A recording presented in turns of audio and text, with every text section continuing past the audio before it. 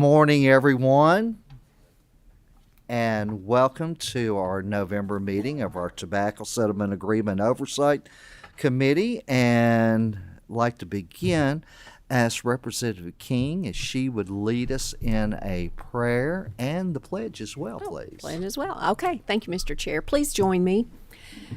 Dear God, we're honored to be able to just stop in front of you this morning just to pause and acknowledge that you're all knowing. You know everything that we need to cover today and the best answers for our constituents that we love and have the honor to serve.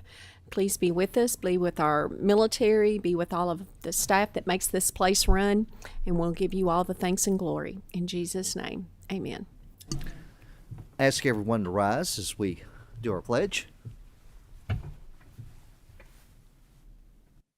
I pledge allegiance to the flag of the United States of America and to the republic for which it stands, one nation, under God, indivisible, with liberty and justice for all.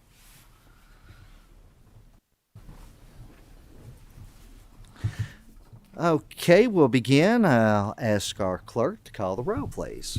Senator Rocky Adams, Senator Boswell, Senator Deneen, Senator Harper Angel, Senator Webb, Representative Brown, Representative King, Present. Representative McPherson, Here. Representative Pratt, Representative Rorks, Co-Chair Mays Bledsoe, Co-Chair Dossett. Present. Thank you. We do have a quorum, and I think, Representative Pratt, you have a guest you'd like to introduce? I do if I get my mic to light up. Yes, I want to introduce to the committee today my replacement, Tony Hampton. I did not run again. He'll be taking my spot, and I'm sure he will keep you all on your toes. Very good, and we welcome you.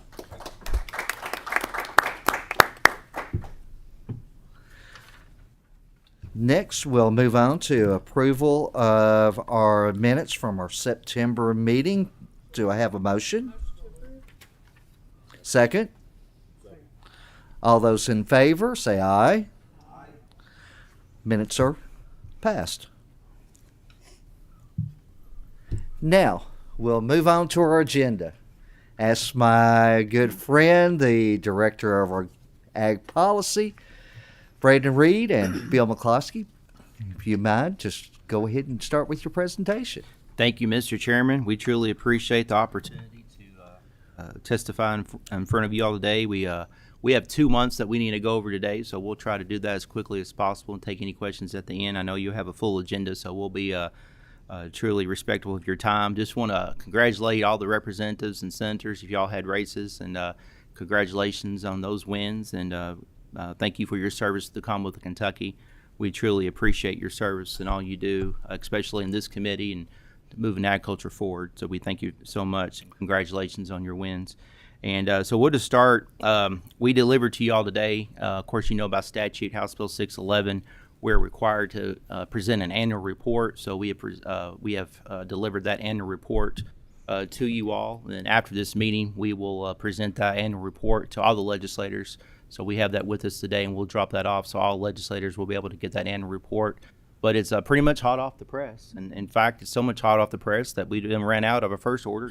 Hannah here telling me that we're going to make a second order. So we're going to make a second order. But y'all can just flip through that. It basically covers our 2024 year. There's a message in there with Commissioner Shell and projects from the Ag Development Board, projects from the Finance Corporation.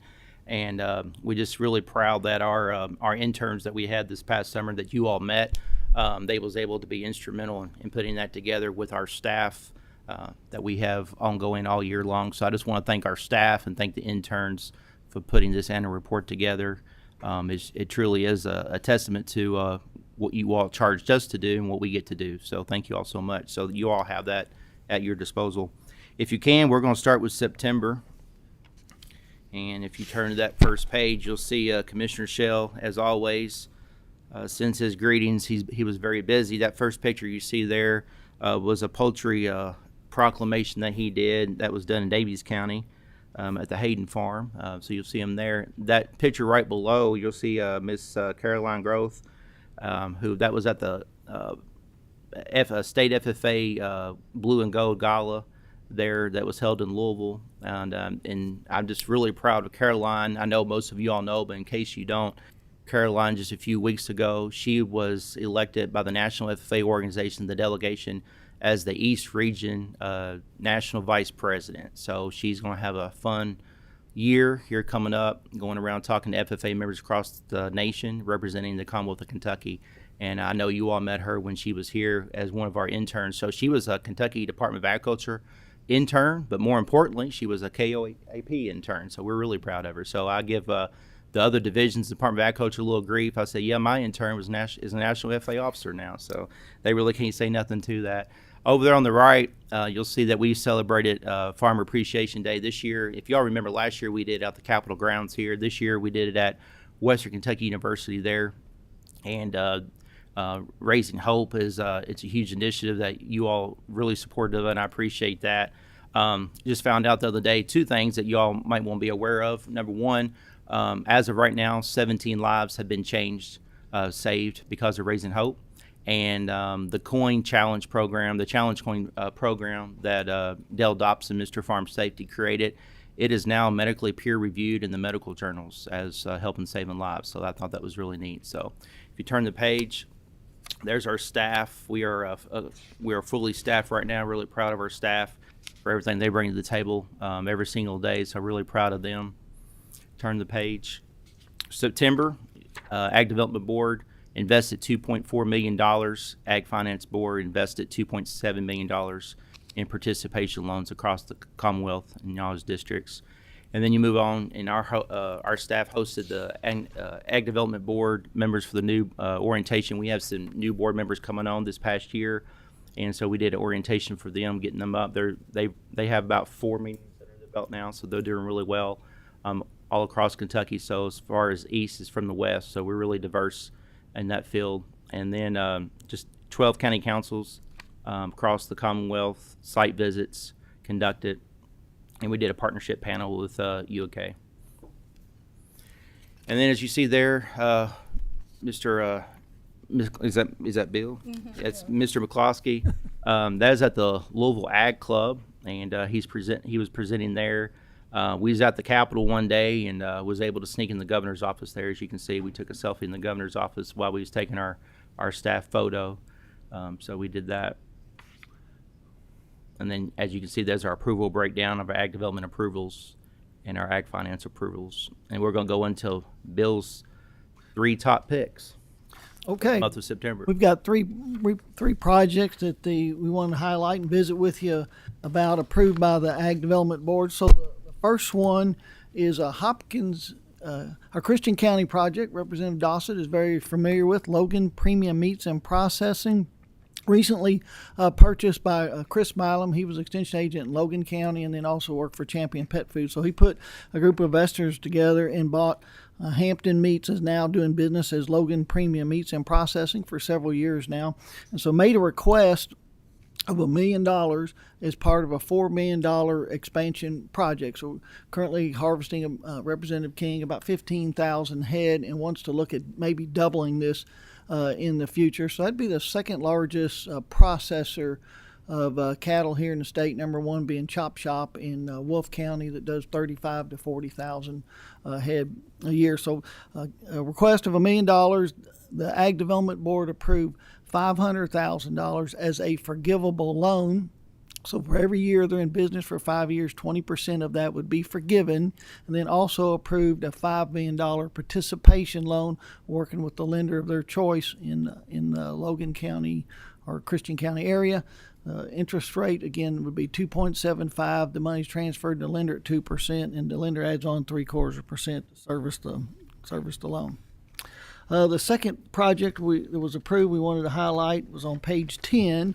It's the Wunderlich Veterinarian Services. Dr. Wunderlich is a mobile food animal veterinarian.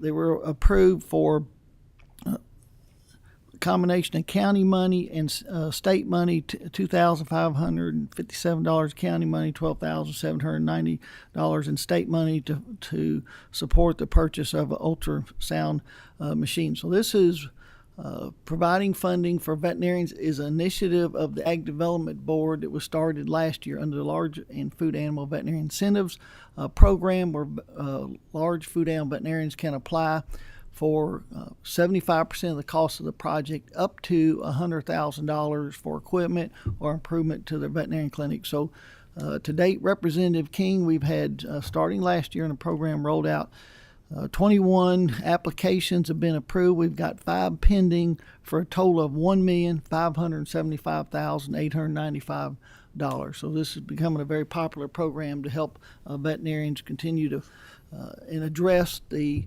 large food animal shortage, not only having Kentucky, but it is a nationwide issue. And then moving on to page 11, we've got the University of Kentucky Research Foundation made a request of $352,145 on page 11 to support the state viticulture and enology extension program. So early on in the funding of the Ag Development Funds, the Ag Development Board did contract with the company to look at how we could grow the increase grape production and wine production here in the state. The report came back and said you would need to have a viticulturalist that would work with the grape growers and an enologist working with the winemakers. So this is these two positions have been funded with the Ag Development Funds, and for several years. You can see in this application, the board only approved 1 year of funding, $176,073. They would like for them to come back in a year and give an update, and are encouraging this project, working with the UK, to work towards being funded entirely under the University of Kentucky system.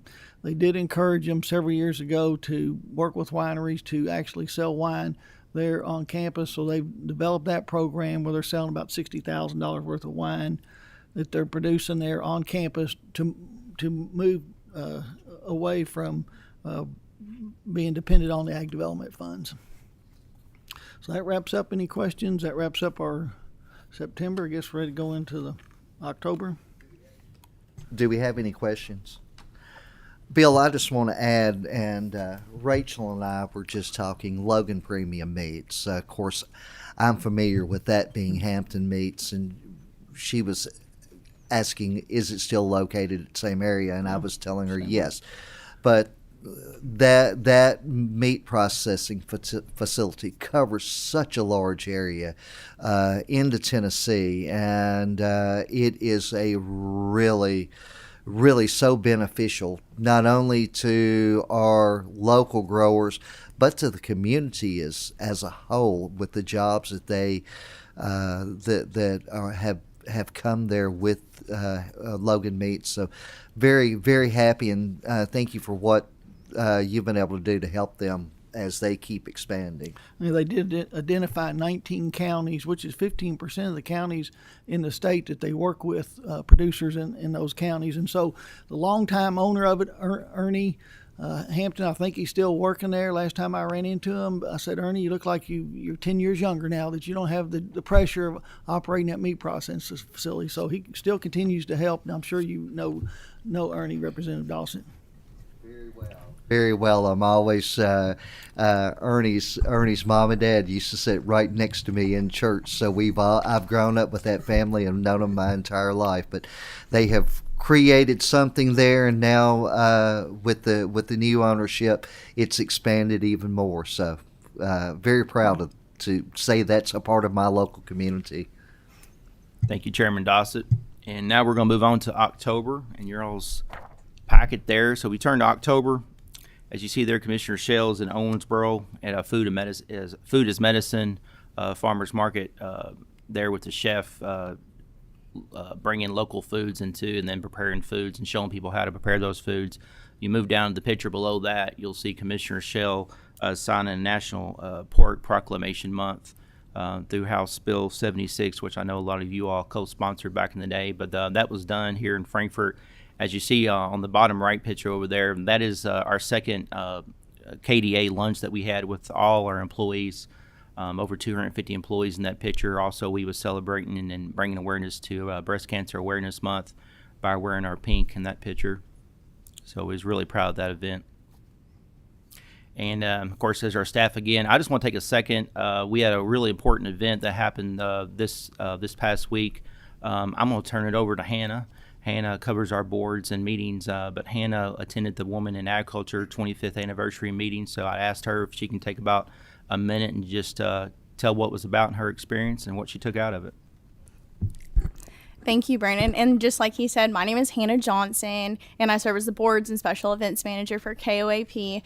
So this past Monday and Tuesday, we hosted over 176 ladies across from the Commonwealth that either work in agriculture professionally or are active farmers. And so we actually hosted our 25th anniversary conference here in Lexington, Kentucky at the Campbell House. We had a range of over 43 FFA gals that came and attended, along with many other active members too as well. The 2 days consisted of many breakout sessions, giving the ladies opportunities to learn about what programs are out there or how they can help their community and what they can take back to them. I had the honor to serve on the conference committee this year, so I've been actually going. I thought I've only been going to the Women in Ag conference for about 3 years. It's been 4 years, but I serve as a District 11 representative too as well, and I had the opportunity to co-chair the Taste of Kentucky dinner, and so that Taste of Kentucky dinner actually is a spotlight that we like to show our ladies about the different products that Kentucky Proud has to offer. And so our meal was completely Kentucky Proud, and so that we kicked off the evening actually with Commissioner Jonathan Schell, and he actually made November 12th a proclamation of Kentucky Women in Agriculture Day. So that was very special to have him come and recognize all the women that are very active in the agriculture industry. And then also we had Miss Kentucky, Miss Chapel-Tinius came, and she spoke to the ladies as well, and also played her violin and everything. And so it was really a great evening, but also we wouldn't be where we are without our past presidents. And so I had the honor of recognizing over about 10 ladies that had served in the Women in Agriculture organization over the past 25 years. Some from the very beginning, some that have just started. And so it was very nice recognizing our past presidents and everything and all the work that they've done to move agriculture forward, but also for women too as well. Thank you. Thank you, Hannah. And we move on to the month of October. You see the Ag Development Board invested $1 million. Ag Finance Board invested $2.9 million into Kentucky agriculture landscape across the Commonwealth. And then as we go into the next slide, one of the things that we was really proud of, we have I just want y'all to know and be aware that we have a president in our midst this morning. So we hosted the National Council of State Ag Finance Programs annual conference in Kentucky, and out of that conference, this gentleman sitting next to my right, he was elected president of that organization for the next coming year. Here in a second, he'll tell a little bit about that. But wonderful conference, and when we go into the next page, you'll see some of the places we visited. But KOEP also, we hosted a strategic planning session down at Lake Barkley for our Ag Development Board and our Ag Finance Board. We came together and kind of just a conversation of where we've come from, where we are now, where we want to go. We also have a report coming that's going to be presented in January and will be fully presented in June when they hand it over to us with the KKP report. That will kind of highlight that conversation as well. So we're really looking forward to that report to see where we can take our funds to the next generation. And then we also attended 15 county ag councils this month in October. At that NCO conference, of course, while they was in town, we hosted a joint board meeting with our Ag Development Board and Ag Finance Board. We held that at Evans Orchard, which is one of our past projects. Wonderful venue. If you never visit, we visited at the highlight of that fall festival time of year. So it was just a wonderful venue, but this specific area that we was in, that barn, was just a wonderful place, a special place to have that meeting, especially with our history of funds that we've invested into that agritourism entity there. And as you can see, Purnell's Sausage there in Simpsonville and Shelby County, we visited that. Got to take a tour of the plant, and I think, Bill, you had a couple sausage sandwiches there at the end, didn't you? Yeah, we always get to sample some of the product at the end. Yes, they show the hogs coming in at the end. You get some sausage patties or sausage links. So yeah, we got a wonderful opportunity to meet Al Purnell, of course, and then his sons, and then I got to take a picture with Michael. So, that old commercial, that little boy says it's good. So he's grown up now. But anyway, I got to take a picture with him, so that was pretty cool. And then there's us at the NCO conference there below. One of the things that we brag about is a lot of states, all the states are really jealous of our fund that the Kentucky General Assembly has put into action back in 2000, House Bill 611, and what we have continued to do with that. And then you all hear the fruits of that labor every single month. The other states, they don't have that option. They don't have that luxury, so they really benefit from what we bring to the table. They try to learn from that, go back to their states, and duplicate what they can. So we're really proud of that. There's Ag Development Board approvals and Ag Finance approvals. As we go on to Bill's picks, Bill, if you can, just take just a short time and explain the national conference a little bit and what you'll be doing this next year. Yeah, the National Council of State Ag Finance Programs. I attended my first one in 2001.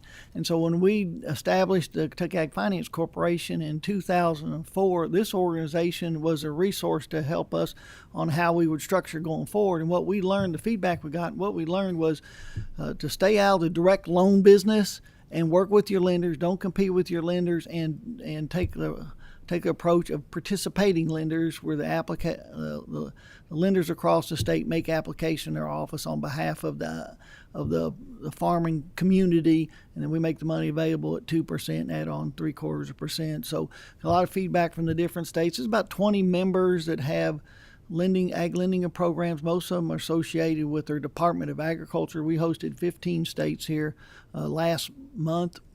And when we started, we were kind of at the bottom, and you'll be proud to know we're at the top now at $140 million in assets in the Kentucky Agriculture Finance Corporation. We are the leader. So as the good fortune of being elected as the president of this organization, I look forward to hosting events in the future. Next year we'll be participating in the annual meeting in Iowa. So, all right, we'll move on. Thank you. Well deserved. Well deserved. All right, so moving into our picks, we've got on page 10 the Legacy Mobile Veterinarian Service. Once again, highlighting the large food animal veterinary incentives program. The veterinarian is part of this business. Put together a project for $57,639.76. So there was to purchase X-ray machine, a generator, ultrasound machine. Of the $57,000, the way it's structured, it's eligible for 75% of total project cost. It is tied into the county money, which y'all are familiar with. So every dollar of county money the veterinarian gets committed to the project, the Ag Development Board agreed to support with $5. So in this case, it was a $57,000 project. 75%, $43,229 would be eligible from Ag Development funds. Then they have to secure $7,200 in county money to leverage $36,000 in state money. So the way that the board structured that was so that the veterinarians had to have local support to move forward and secure state money for the project. So as I mentioned earlier, $1.5 million has either been approved or pending applications to address the large food animal veterinarian shortage. The next project we wanted to highlight is on page 11. It's the Skinner Farms LLC in Shelby County. The total project cost is $32,349 to upgrade their walk-in freezer. Right now they have a 6x6 freezer and 10 chest freezers. So their business has evolved and grown to be we're all familiar with the CSA, Community Supported Agriculture. Well, this is a meat, Representative King, a meat CSA. They concentrate on selling a product produced on their farm, chicken, turkeys, and pigs. And so they've grown to where now they have to upgrade and have a walk-in freezer on the farm to help continue to grow the business. So they were able to secure county money and $10,000 in Shelby County money, and then the Ag Development Board matched that up to half the project cost, which would be $6,175 for half the cost of the projects. All right, next and the last project we had to highlight with you is on page 13, Alveos Cuban Meat. So this business in Jefferson County, Representative Rourke, I think you're familiar with the Alveos that operates this. So they've got a Cuban background. They came to Louisville, Kentucky several years ago, and as you might expect, they are producing pork products that got a Cuban flavor to it. And so this was initially approved by the Ag Development Board to support purchasing hogs, pork products from a local meat processor in Henry County. And so this application here helps them support their third-party food safety initiative. So the Ag Development Board had provided during COVID $7 million to support increased harvest capacity of 43 meat processors in the state. So this is a way to support the meat processors by providing a third-party funding for third-party food safety and consulting services. That's all our project. As always, Mr. Chairman, thank you so much. We had our November Ag Finance Board meeting last Friday with about $3 million in projects. We have our Ag Development Board meeting tomorrow. Always want to thank the LRC Ag staff for coming and visiting us, and they're always there to benefit us, and we truly appreciate the collaboration and partnership that we have with you all. Thank you all so much for coming. And as always, if y'all ever want to come over and visit us, we're at the Franklin County Extension Office and on those meeting dates, and we're always you're always more than welcome. And we always have a lunch that Hannah stays up all night the night before preparing. So, but no, it's a wonderful time, and we'll have a busy day tomorrow. November is one of our biggest board meetings that we have. We have approving everything for the next year and going over everything, so it's gonna be a big day. So, with that, Mr. Chairman, we are concluded. Thank you. Thank you, Brandon. We do have questions. Representative Roarks. Thank you, Chair. Director Reed, I just wanted to say congratulations on another great couple months of activity. You stay busy, and it shows. I wanted to say that I am planning to do a tour of Alveo's Cuban Meats soon, and would be happy to extend that invitation to the rest of the committee, too. Locals Food Hub and Pizza Pub for the Louisville location is now open and got approved for SNAP. So they are rolling right along, and just wanted to share those updates from Jefferson County. Bill, does the Louisville Ag Club meet tomorrow? No, we take off for December meeting, and so we'll start back up in January. Well, good to know. And I wanted to ask Hannah a question about the conference. So what barriers is the conference focused on addressing for women's participation in agriculture, and were there any solutions that were coming out of the conference? Really good question, Representative Works. So a lot of the breakout sessions that we hosted and everything, as the conference committee, we really sat down and tried to brainstorm on how we could better it, and also how to bring more members to the conference that might be going through some barriers, might be cost and everything else. And so one of the things that we really focused on is programming and everything else, and what different programs are offered out there, because I feel like a lot of times ag producers don't know what programs are out there, and that might just be grant funding, that might be loans, that might just be resources in general, like ourselves. And so a lot of the breakout sessions were, how to go back home and help your community members that might be suffering from food insecurity, and how to be a voice for them. But also, K-Card was also there talking to our ladies. A lot of FFA girls were actually asking questions and were wanting to do a business plan, so I was very impressed with them.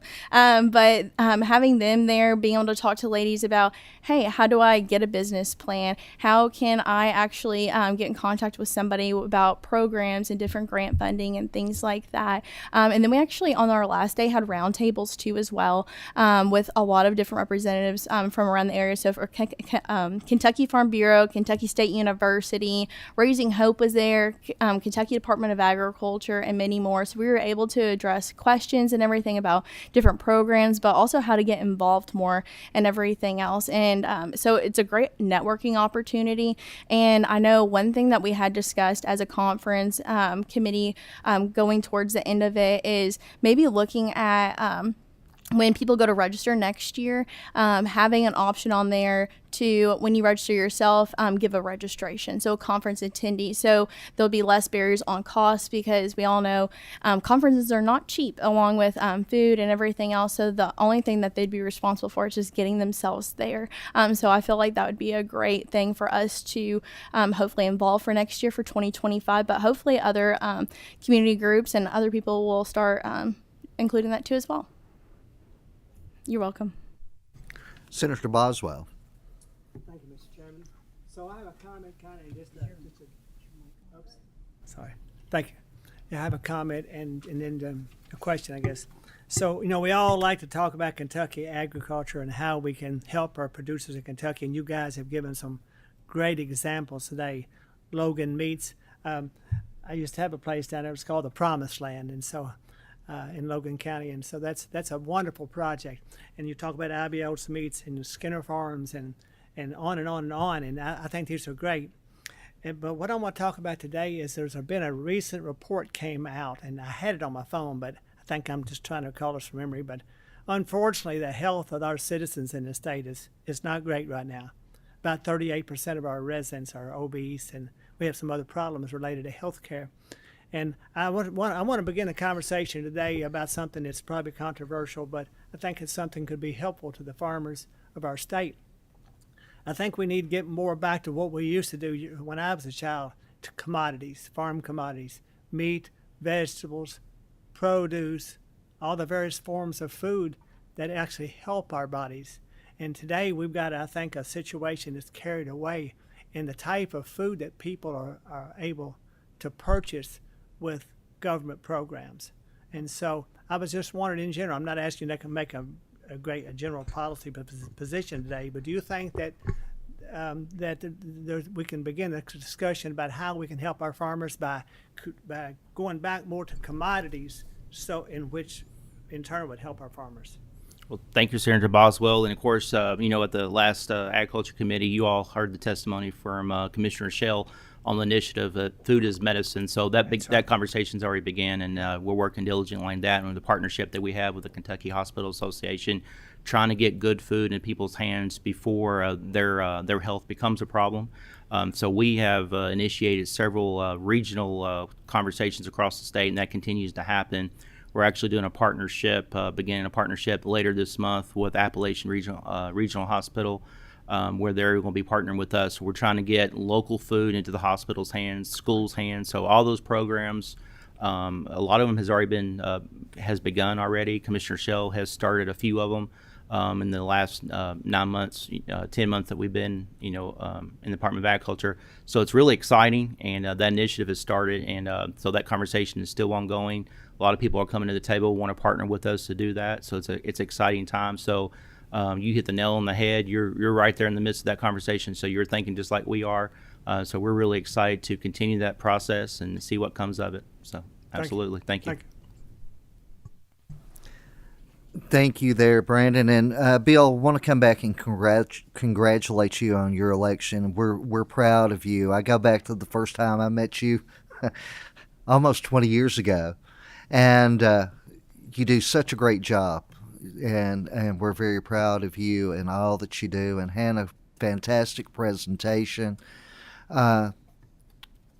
Last week, I was at a Farm Bureau breakfast, and the number of young ladies that are members of the FFA that were there. And I know two of those young ladies are actually interning with two local radio stations. They're close to Hopkinsville and in Cadiz as well. And it blows me away when I go back and think of when I was in high school and as a member of FFA, there were no girls, there were no ladies that were members. And to see that explosion of those young ladies becoming involved. I have one there at my house that's in the 7th grade, and she has been with me. I've taken her out visiting friends' farms since she was just barely big enough to walk. And I hope that I've encouraged her, knowing the importance of agriculture, not only to Kentucky, but to our nation as a whole. And when we see those young ladies that are involved in FFA or 4-H, because I have friends that's daughters or their children are involved there with 4-H as well, and the opportunities that are in front of them as they become adults business-wise. And as you mentioned, asking those questions, how do we get business plans? It's an exciting time for them. And thank you for your presentation and what you put forward.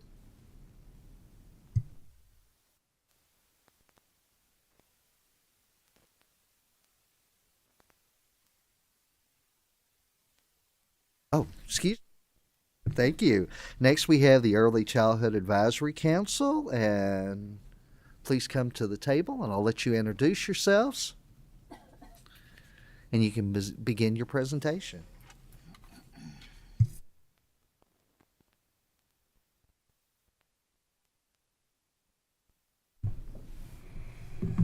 Good morning. I'm Lynn Baker. I'm the Executive Director of the Governor's Office of Early Childhood. Good morning. I'm Megan Greenwell, and I am the Project Specialist with the Governor's Office of Early Childhood. Good morning. I'm Jessica Williamson. I'm the General Counsel with the Education and Labor Cabinet.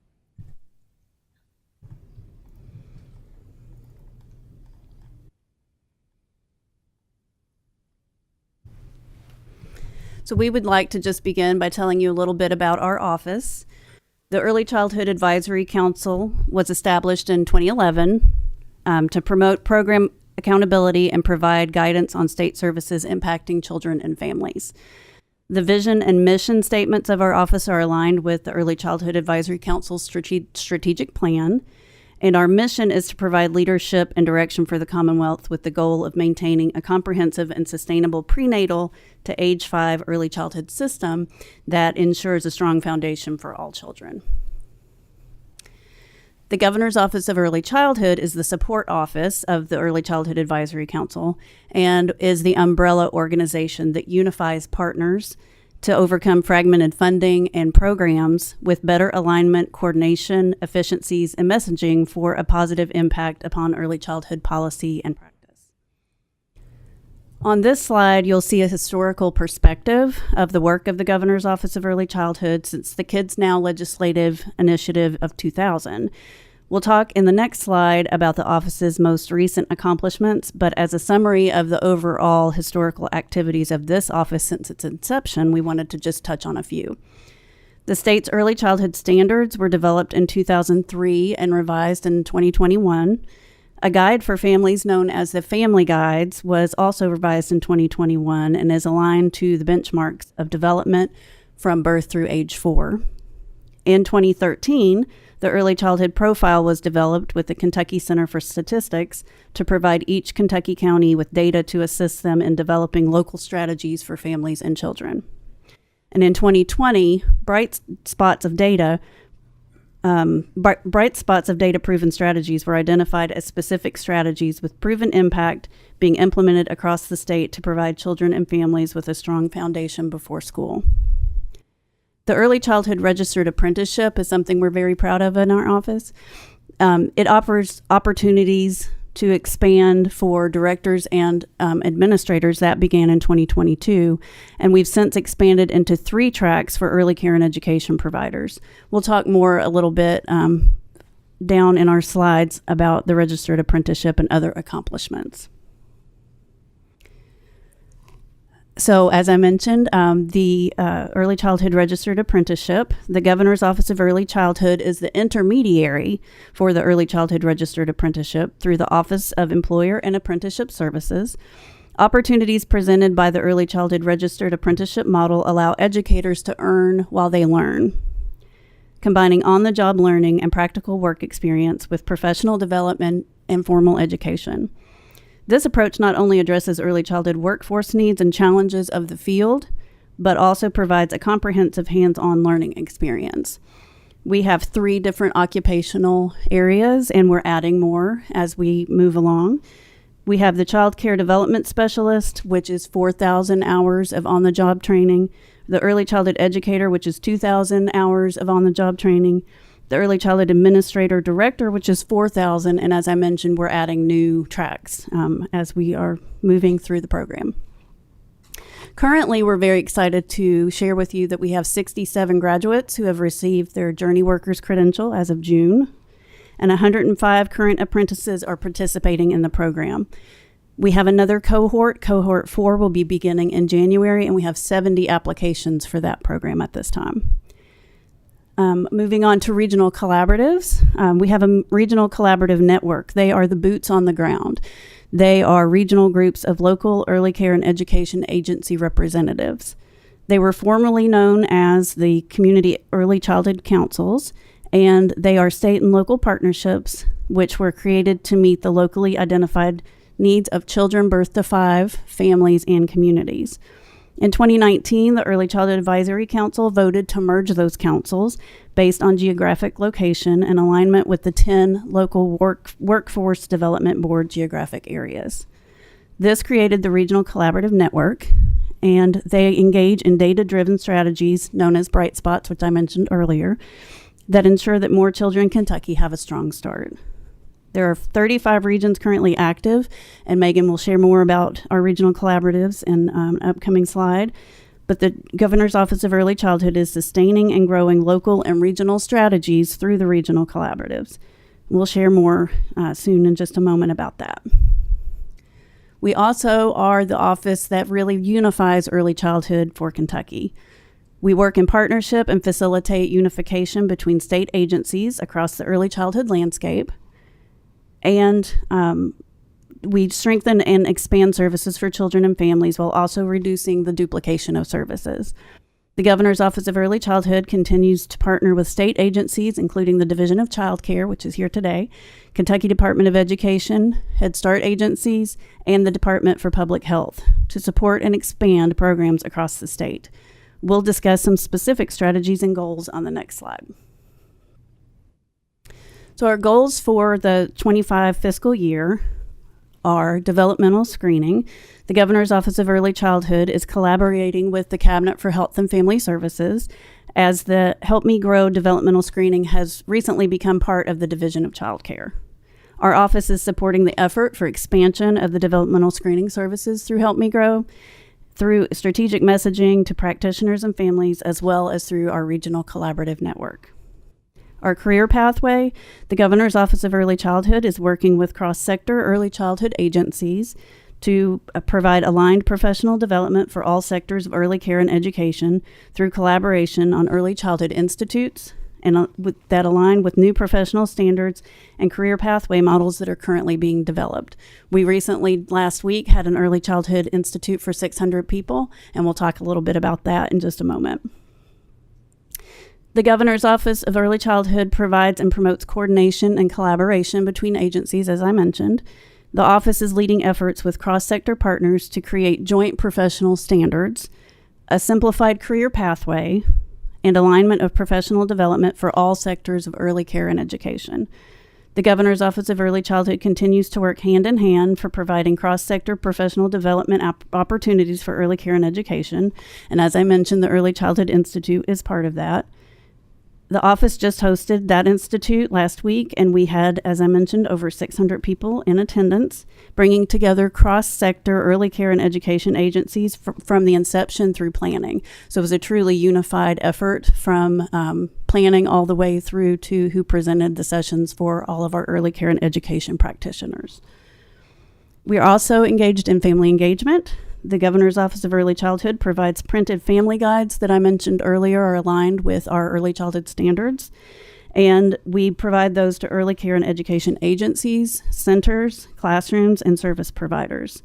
In addition, the Governor's Office of Early Childhood is currently developing communication plans for supporting and expanding family engagement programs, including multi-generational literacy and learning and family child care homes across the state, which all of those will be shared through our regional collaborative network.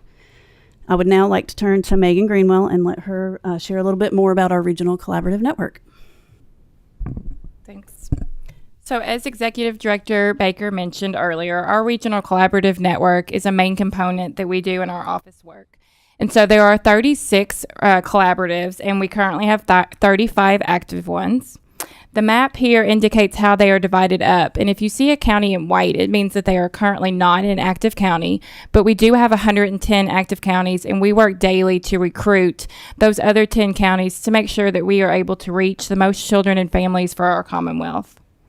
And the regional collaboratives receive funding from our office annually through a biannual application, and they use this funding to help support and elevate data-driven strategies, which we refer to as the Kentucky Bright Spots, and to elevate early childhood initiatives throughout our Commonwealth.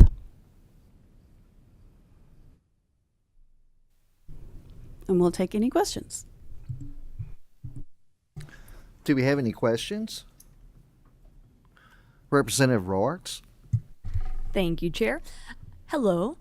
I wanted to ask, what has your all's funding looked like over the past several years from the Tobacco Settlement Fund in particular, and what programs of the council is it funding right now? All of the programs and strategies that we just presented are funded by that. We also have a preschool development grant, which we have to have a matching amount for. Our current, do we have our current? We currently are appropriated 1.2. And as I mentioned, all of those strategies that we discussed go into that. Thank you. Mm-hmm. Senator Boswell? I think my question was partly answered. So the entire, not counting personnel and everything, it can't be 1.2 for the entire governor's office of early. What is the entire budget for that office of the governor's office of early and childhood, which would include personnel and the cost of what we give from the tobacco settlement? So we are appropriated the 1.2 each year, but we do have a carry forward amount. So we use that carry forward amount to support our office through personnel, operating expenses, and the initiatives that we mentioned here today. Okay, so really it's just 1.2. That doesn't sound like a lot. We'll take Counting more. personnel. Yeah, okay. All right, thank you.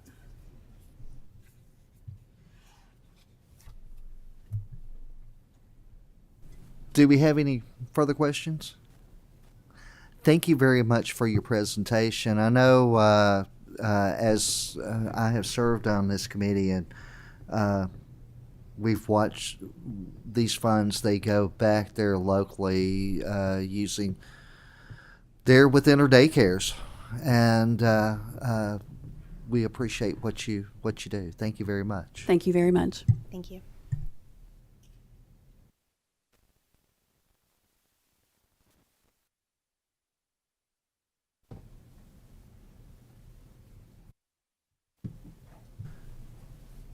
Next, we'll have the Cabinet of Health and Family Services come forward. They're going to give us their annual update. And if you'd mind coming to the desk and introduce yourself, you can start your presentation.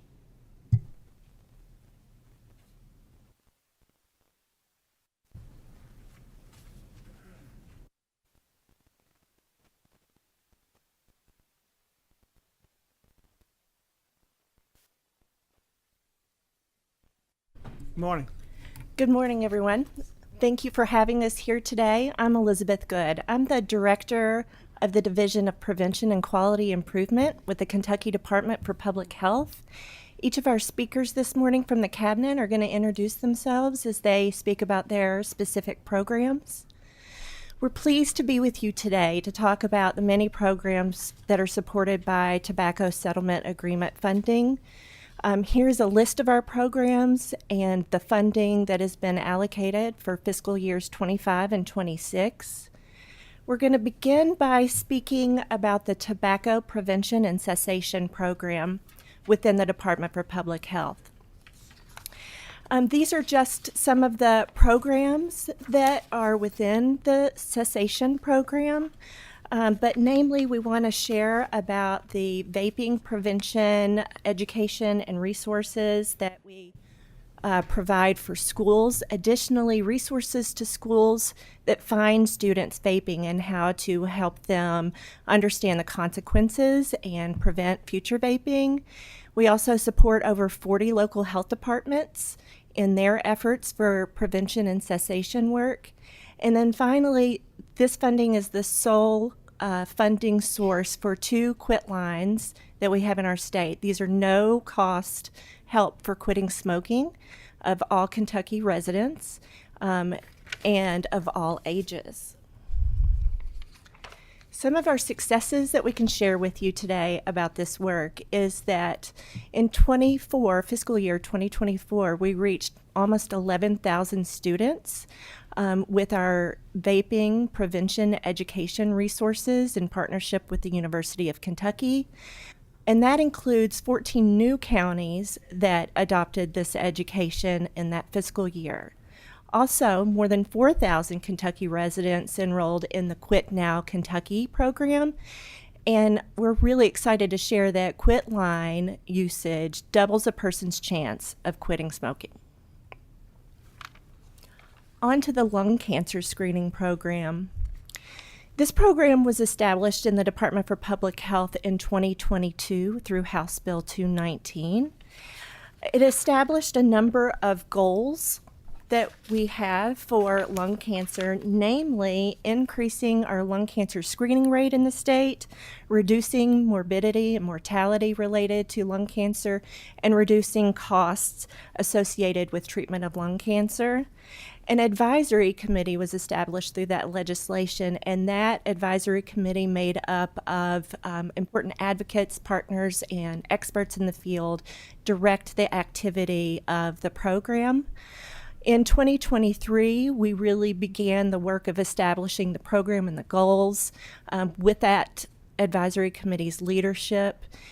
But in 2024, we've hit the ground running. We've launched a number of projects. We're moving forward with our strategic plan and even growing our partnerships. Next year, we look forward to the opportunity of measuring our successes and ensuring that any of the resources we provide are effective. Here you see some snapshots of some of our successes in this past year. We've developed education resources for both patients and healthcare providers to help increase screening rates. And we've had the opportunity to participate in many healthcare conferences to spread the word. Finally, the Early Childhood Oral Health Program. 36 health departments are supported with tobacco funds for dental varnish. It's important to note that from fiscal year 22 to 24, we almost doubled the varnish services that were provided in Kentucky. Other projects supported include the development and procurement and delivery of 20 training sessions that reached almost 200 nurses in Kentucky. We supported 8 recent dental school graduates for their loan repayment under the condition that they open practices and work in underserved areas in Kentucky. We supported a survey of the dental status for children under 6 years of age so that we can prioritize the correct resources to that group. And we expanded the number of public health dental hygiene programs to a total of 10 teams. We also supported work with small municipal water plants and getting them equipment for fluoridation. We assisted in the UK Dental Clinic in Western Kentucky. We're supporting special construction and equipment projects at both dental schools to improve dental care for children under 6. We allocated funds to Pike County Health Department to revitalize their dental suite to serve children better in that region. And then we also sponsored parent-facing pages and information as part of Kentucky's Oral Health Coalition's page.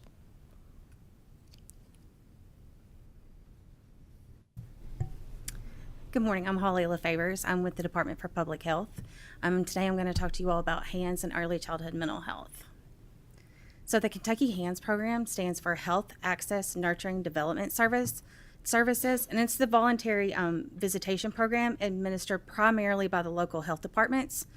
It's designed to assist the parents and caregivers during the prenatal period up until the child's 3rd birthday, to improve health outcomes for both the mother and the child and improve social outcomes for the child and family.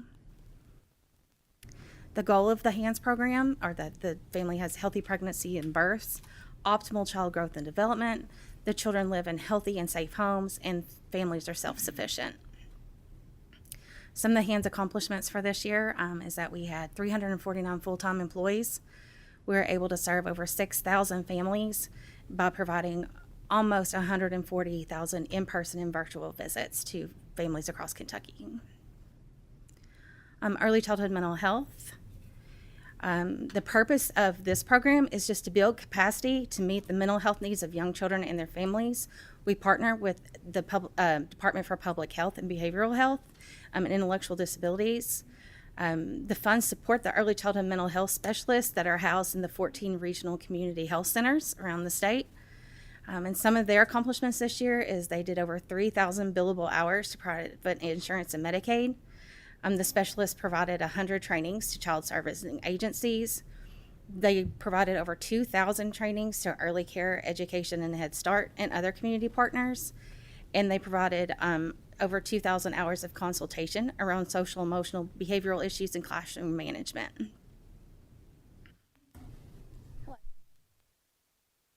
Sorry. Hello, my name is Sarah Johnson, and I am the director for the Division of Substance Use Disorder from the Department for Behavioral Health, Developmental, and Intellectual Disabilities. On behalf of the department, I would like to express our appreciation for the funding to support these programs I'm going to talk about today. The first program is the Early Childhood Consultants. This is a program that is operated through the community mental health centers to provide trauma-informed, evidence-based interventions that support infants, young children, and their families. On average, the Early Childhood Consultants provide approximately 3,000 billable clinical or supportive services. This includes things like screenings, assessment, therapy, community supports, and an additional 4,000 non-billable clinical or supportive services. The Early Childhood Consultants also have numerous community partners that they work with, some of which are listed on the slide below. Next slide, please. The next set of programs that I'm going to talk about are programs for substance use disorder, specifically for pregnant and parenting women. The first program is the Kentucky Moms Maternal Assistant Recovery Program, and this provides substance use prevention, outreach, and case management for up to 12 months postpartum for pregnant and parenting persons. This is operated through the 14 community mental health care centers and serves all 120 counties. This year, there were approximately 3,000 prevention education events that reached approximately 50,000 individuals across the Commonwealth. The next program that is supported is St. Elizabeth's Baby Steps. This program is located in northern Kentucky. It provides recovery, employment, and housing supports and education classes, in addition to the prenatal and medical services. This year, there were 204 individuals served through that program. Next slide. Haven for Change is located in Bowling Green and offers transitional living environment structured to provide a continuum of care to assist women and their children. In addition to the housing, there are also recovery supports, job trainings, and child care assistance provided, and the program supports reunification of mothers and their children. The Chrysalis House is located in Lexington. It offers 3 residential treatment facilities for substance use disorder, accommodating 48 pregnant and parenting persons and their children. The program offers several modalities of treatment, including residential substance use treatment, outpatient treatment, intensive outpatient treatment, and medications for opioid use disorder. They also offer recovery residence that is National Alliance of Recovery Residents, or NAR certified. This year, there were 232 women provided residential treatment services through this funding. Next slide, please. The final programs are the Independence House, which is located in Corbin, and it provides residential substance use disorder treatment. It also provides recovery services, education, employment, housing, and assistance with basic needs for families. This funding also supports a Littles Recreational Activity Center at that facility that assists with mother and child therapy and bonding.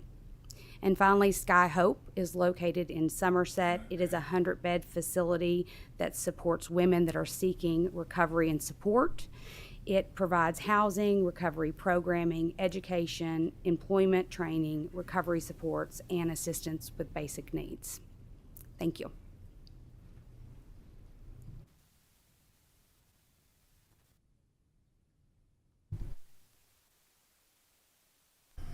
Good morning. My name is Andrea Day. I'm the Director for the Division of Child Care within the Department for Community-Based Services. So the Division of Child Care is the lead state agency for administering the federal block grant for the Child Care and Development Block Grant, or CCDF, the fund. That is a federal grant designed to promote the success for children, employment for families, and economic security. Last year, we provided over subsidies for over 23,000 families and almost 40,000 children. We have rebounded for our participation rates to pre-COVID numbers. We also are responsible for contracting with the Office of Inspector General, the Division of Regulated Child Care, in monitoring and supporting the nearly 2,000 child care programs across the state. We also support professional development, which ties directly to the quality of a child care program, as well as background checks. Next slide, please. So the bulk of our tobacco settlement funding goes to the Kentucky All-Stars program, which is our 5-tier quality rating and improvement system that focuses on family engagement, classroom and instructional quality, staff qualifications, and professional development, as well as administrative and leadership practices. Next slide, please. As you can see here on this slide, about 34% of all child care programs across the state are considered high quality. Now, I would be remiss if I didn't explain that that is a dip from pre-COVID numbers. A lot of our providers across the state have been focused on keeping their doors open and staff there, so that the investment in quality has not been as high.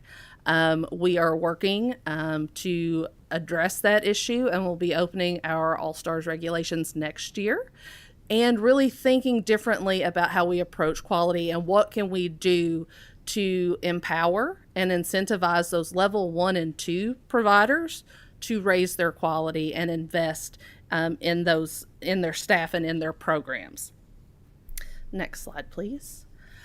Professional development activities, as you can see here, we offered 996 scholarships for the Commonwealth Child Care Credential, 278 mini grants for the Child Development Associates, which is a nationally recognized certificate, 222 Milestone Achievement Awards, and then 95 education reimbursement grants. And this is in addition to the scholarships that we have been able to provide using the American Rescue Plan and the appropriation that was made this year in House Bill 6 to continue those scholarships as well, because that is directly tied to quality. Next slide, please. High quality classrooms. Why is high quality important? I think you've all heard me testify before that it's not just child care. There's a lot more that goes into the care and education of children. 90% of brain development occurs between the ages of 0 and 5. So really having highly qualified staff and language-rich environments for our children are very important for their not only kindergarten readiness, but overall school success, workforce participation in the future. Next slide, please. How do we stand out?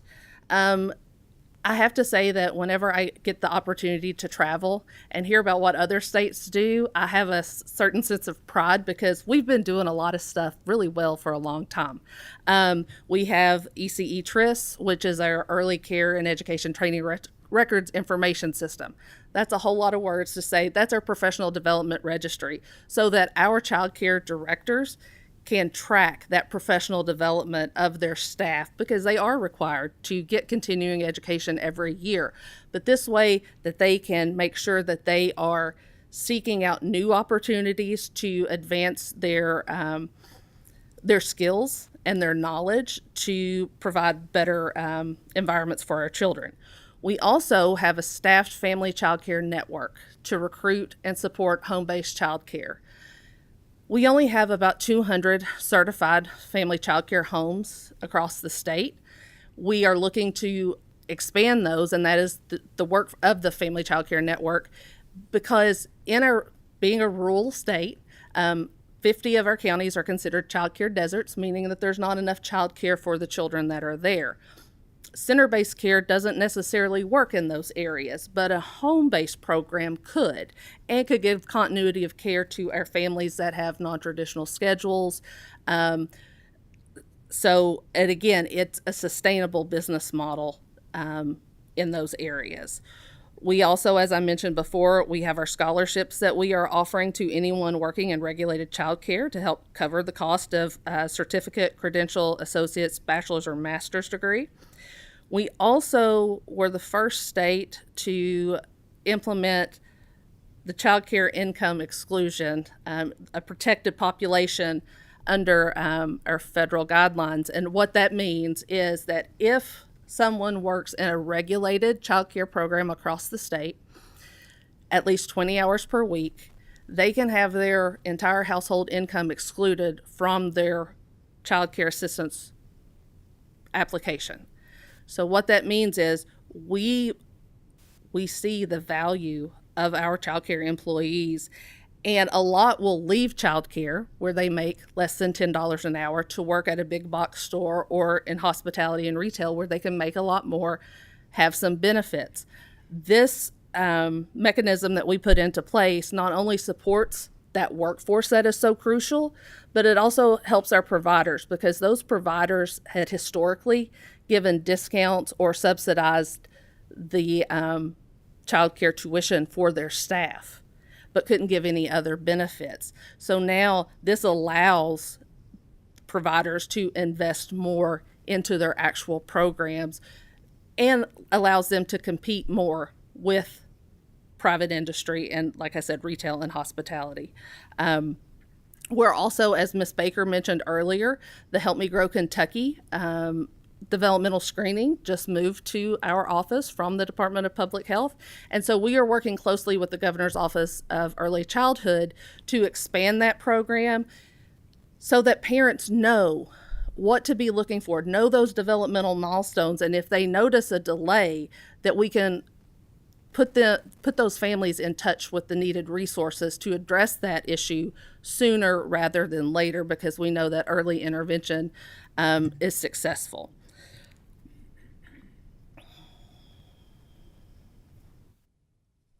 Any questions? Do we have any questions from the members? I have a couple. I'd like to go back in the early childhood mental health. Are we seeing an increase in the number of young people that are having to that are being seen due to issues, mental health issues, or young people, suicide, things like that, thoughts of that? Are we seeing an increase in those numbers?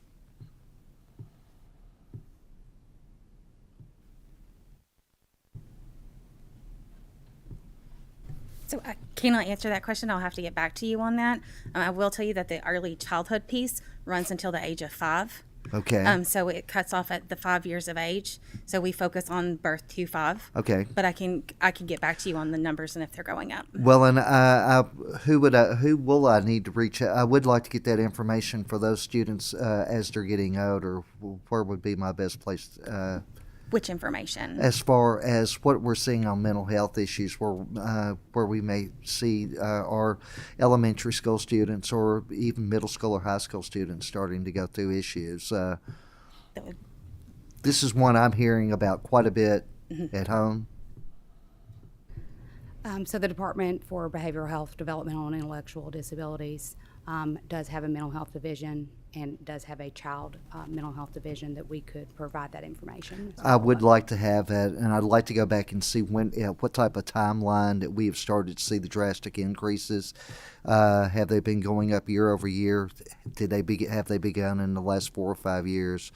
Those are things I really like to see, because I am seeing quite a bit of this. The issue is being raised there at home, especially as if you have children that are elementary school, 5th, 6th, 7th, 8th grade, you start hearing of different things. So I would like that. Coming back to our child care facilities, how are our numbers here in the state? Are we seeing a decrease in the numbers? How many have we lost in the last 5 years? I'm happy to report that we've kind of broke even. It was estimated that we would lose 40% of our regulated childcare across the state. We currently have just shy of 2,000, and with a license capacity of 164,000.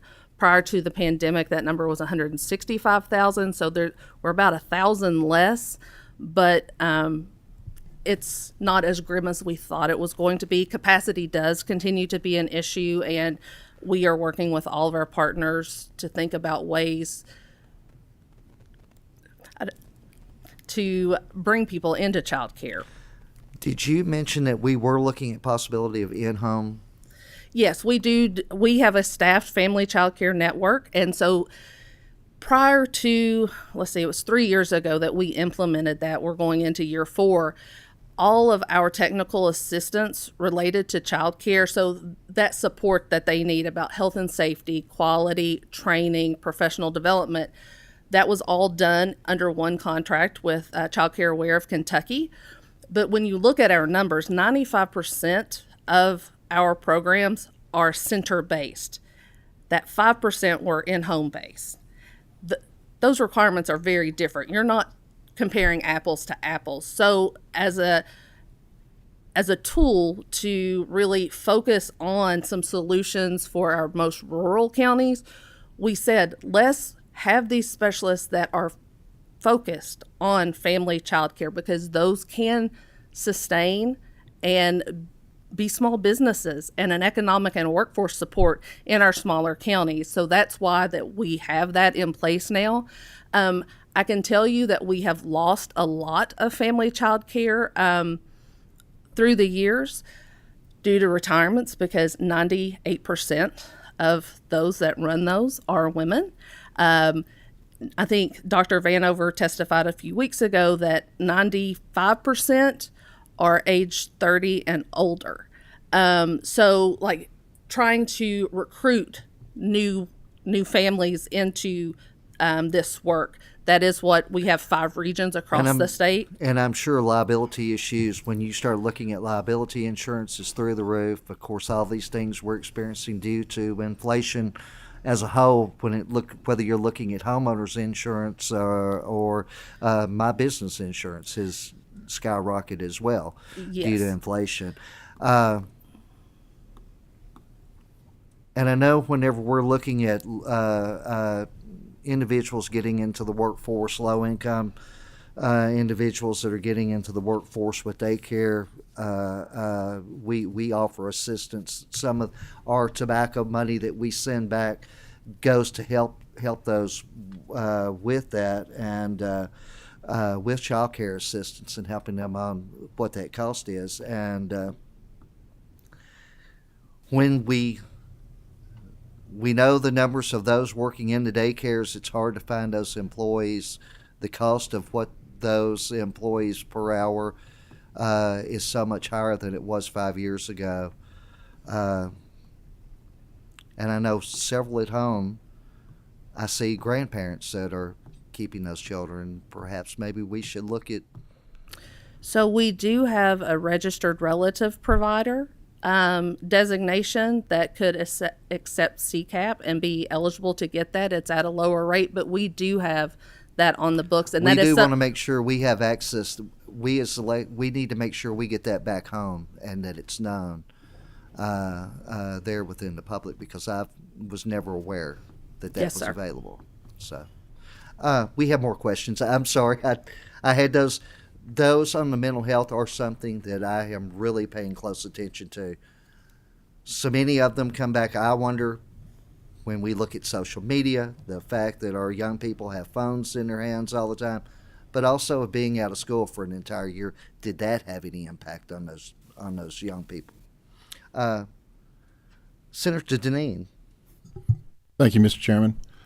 First, I'd like to congratulate you on the many programs that you do have in place. I believe those are impactful across the Commonwealth and sorely needed. So thank you for updating us on some of those. As far as the child care credentials and those seeking those credentials, of course, we have a huge workforce shortage in early childhood care, and I'm well aware of those. We hear that quite often. As well as we do with early childhood certified teachers. And so, we often hear of the push for more child care credential certified employees. And we hear about the need for pre-K across the Commonwealth. Have you seen these numbers increasing of those that are going into these child care certification programs? And are you is that starting to reach a point to where, we can say that we're making improvements? What I can tell you, and I apologize for not having the numbers in front of me, but with the American Rescue Plan dollars that we invested in the scholarships, we awarded over 1,700 awards to about 950 to 1,000 individual scholars. So we did have those folks that were like, well, I think I'm going to try for the Commonwealth credential. And then they achieve it. And then they're like, but I'm this close to the director's credential. So we did see that. We actually have a gentleman in Eastern Kentucky who, that has been his life work in childcare and Head Start. And he was able to he got his master's degree, and now he runs, I think it's 7. So he's really taking that opportunity to not only improve himself, but the services that he is providing. So yes, there has been an increase. I don't know how overwhelming that is, but I mean, we're making progress. We're making progress, and people are taking advantage of it. They hear that, oh my goodness, because one thing that we have heard is, who wants to go into early childhood and take on all this student debt to then go into a job where they may be making $12 to $15 an hour and could never pay that off? So this, again, it was a way that we thought outside the box of how can we incentivize and recruit quality folks, because that's what we want. We want quality experiences for our children. So we are making progress. It's slow but steady. Thank you. I appreciate that answer, because it is so vitally important to our overall workforce as we look to hire more people. This piece of the puzzle is critical, and so I really do appreciate your efforts in that, and I'm glad to hear those news. Thank you. Representative McPherson. Yes, thank you. So I am also glad to hear what you're saying there, and I appreciate that. I mean, teachers and child care people, all those people never get into that to get rich. They get into it because they have a love to do it. I think something that we need to make sure, and you correct me if it's wrong, but to be aware of is, we talk about we have a budget and we try to make sure we spend our dollars wisely. And we keep hearing that preschool and things, education would be a better way of spending our dollars education-wise, but then I get a lot of pushback on people that are in daycares and stuff and say, if you do this, you will totally collapse the daycare program, because this is the only age student that we can make any money at it with because of our ratios.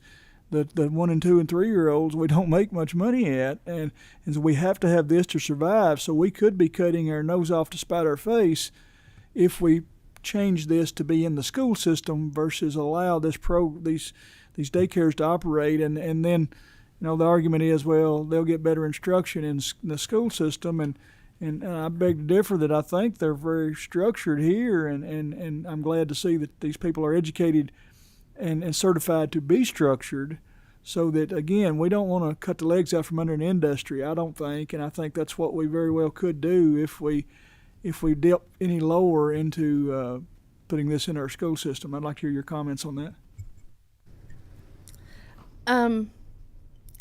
So I think you're correct in that the childcare industry, those are 2,000 small businesses those are privately owned. You know, I don't think there's a one size fits all. And I think, and I've testified to this before, a shift in how we think about childcare, that it's not just childcare. And some of you may have heard me say this before, but before I had children and utilized childcare services, I was probably a little arrogant, like, how hard can that be to sit and play with kids all day? It's huge because there's lesson planning, there's curriculum, there's the professional development, there's the ratios, there's covering all of those things. So I think really shifting how we think about early care and education, and that it doesn't have to be one or the other. Whatever the solution, I think we have to be very mindful of a public-private partnership to make that happen. Again, because those are 2,000 individual small businesses. Mr. Chairman, so again, I agree with you, but I do think if we take this on as a state and say this is the way we do it, and parents say, oh, I don't have to pay for that, I can get my 3-year-old in, and then I can go on, and we may think we're helping the workforce, and we may be, but we may be completely collapsing that 0 to 3-year-old workforce, or that group that takes care of our children.